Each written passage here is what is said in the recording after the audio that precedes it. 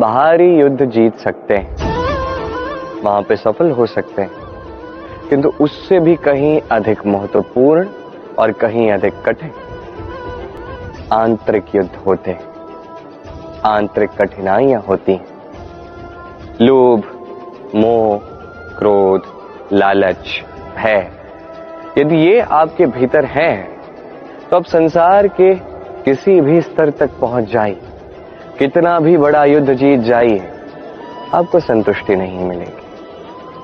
तो सर्वप्रथम स्वयं को सुधारें। जीवन में दो प्रकार के व्यक्ति सदैव होते हैं, मित्र और शत्रु। वो हमारा प्रिय मित्र जो हमारे जीवन में सदैव हमारे साथ रहता है, कभी कभी हम उसके लिए कुछ करते भी नहीं है, तब भी हमें आनंद प्रदान करता है, प्रेम प्रदान करता है। पर दूसरे होते हैं हमारे शत्रु। देखा जाए तो जब हम जन्म लेते हैं तब तो कोई हमारा मित्र नहीं होता, कोई हमारा शत्रु नहीं होता, किंतु जैसे जैसे जीवन आगे बढ़ता है, हमारी आयु बढ़ने लगती है, तब हमारे मित्र और शत्रु दोनों की संख्या बढ़ने लगती है। और यह सब निर्भर करता है हमारी वाणी पर और हमारे व्यवहार पर। अब आप यदि किसी व्यक्ति का स्वागत करते हैं खुले हाथों के साथ, प्रेम के साथ, तो व्यक्ति आपका मित्र ही बनेगा। किंतु इन्हीं हाथों का उपयोग आप करते हैं किसी को रोकने के लिए आगे बढ़ने से, बिना किसी कारण किसी पर प्रहार करते हैं, तो उसके मन में शत्रुता की भावना जाग सकती है। रही बात वाणी की, तो वाणी यदि मीठी हो तो आप सबको अपना बना सकते हैं, यही वाणी कड़वी हो तो अपनों को भी दूर कर सकते हैं। तो इस वाणी पर संयम रखिए। कई बार ऐसा होता है कि हमारे अच्छी मंशा पर, अच्छे विचारों पर, अच्छे कर्मों पर लोग संदेह करते हैं, प्रश्न उठाते हैं,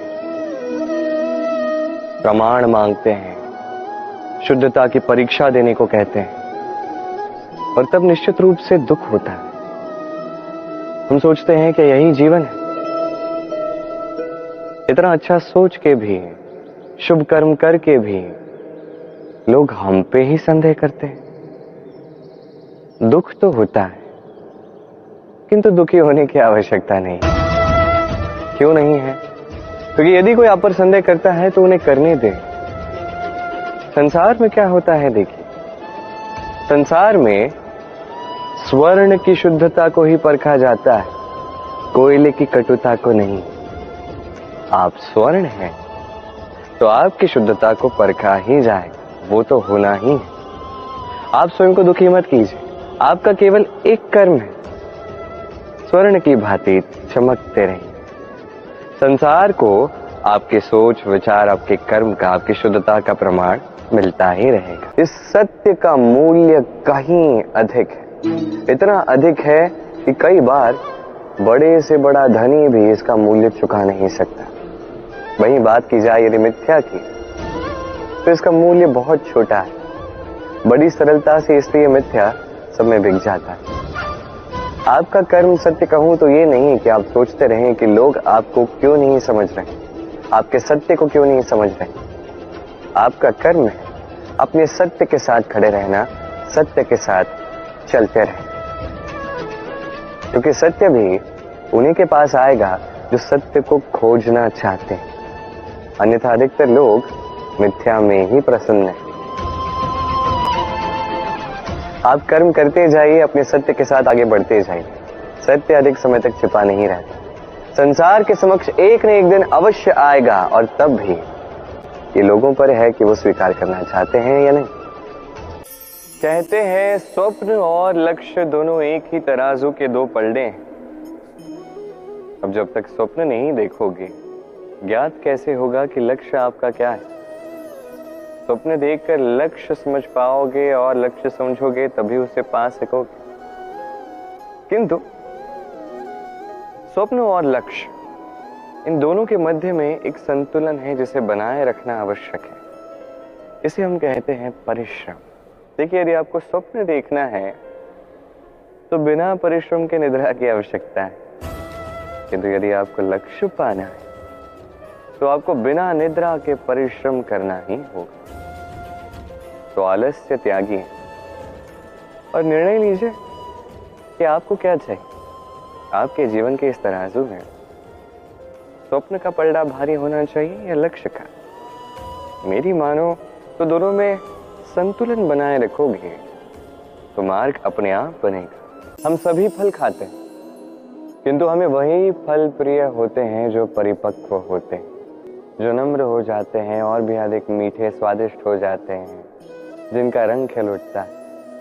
वैसे ही जीवन में हम अनेक मनुष्यों से मिलते हैं, किंतु वही मनुष्य हमारे मन को भाते हैं जो विनम्र होते हैं, जिनकी वाणी मीठी होती है, जिनके भीतर एक आत्मविश्वास का तेज, एक रंग सा दिखता है। अब ऐसा व्यक्ति हम कैसे बने?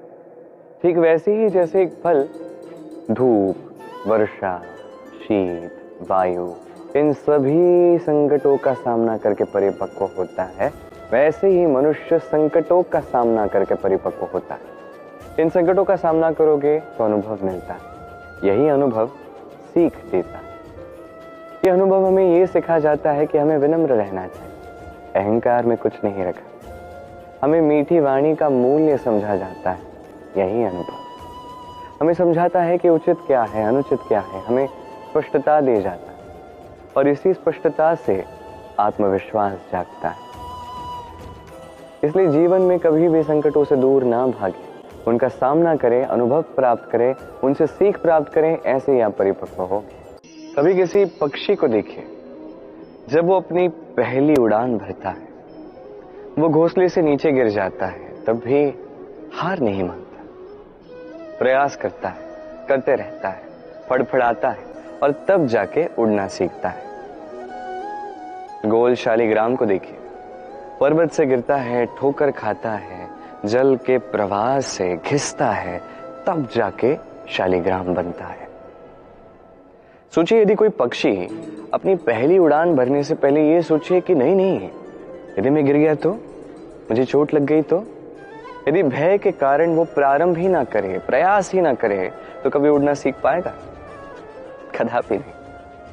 यही हमें सीखना है, प्रारंभ करना यह अति आवश्यक है।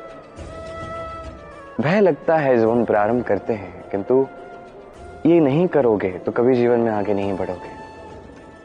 हो सकता है प्रारंभ करने के पश्चात आप गिर जाओ, बार बार नीचे गिरो, किंतु निरंतर प्रयास करोगे तो एक न एक दिवस यशस्वी अवश्य बनोगे। ये प्रारंभ करना सबसे अधिक कठिन है, इससे भयभीत मत होइएगा। जीवन में 3 बातें हैं, 3 वस्तुएं हैं जिनके वश में आपको कभी नहीं आना है। पहला है धन।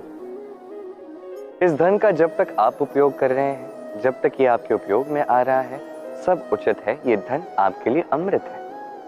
पर जब ये धन आपका उपयोग करने लगे, समझ जाइए कि आपका अंत आरंभ हो चुका है। दूसरी बात, बीता हुआ कल, जिसे आप कुछ भी कर लीजिए कभी बदल नहीं सकते, और ये सत्य आपको भी ज्ञात है, किंतु इसके वश में फिर भी हम आ जाते हैं। और जब आ जाते हैं तो इस संसार में हम कहीं भी जाएं, जितना भी बड़ा सुख भोग लें, उसमें भी हमें कड़वाहट ही अनुभव होगी।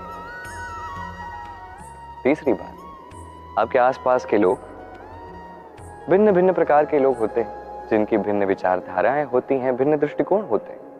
यदि इनके वश में आप आ गए तो कोई कहेगा ये करो ये अच्छा है, कोई कहेगा ये मत करो वो अच्छा है, कोई कहता है ये दोनों मत करो कुछ और करो। इन बातों में आप कुछ इस प्रकार चकरा जाओगे कि आप लक्ष्यहीन हो जाओगे।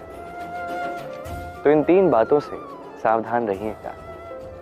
यदि किसी पर वश पाना है तो आपको वश पाना है आपके आज पर, आपके वर्तमान पर। यह अति आवश्यक है। ये सोचिए कि इस समय का सदुपयोग मैं कैसे करूं, इस समय पर शासन में कैसे करूं, वो कर्म में कैसे करूं जिससे भविष्य में मुझे पछतावा ना हो, अपितु इस संसार को मुझ पर कर्म हो, वो कर्म कीजिए।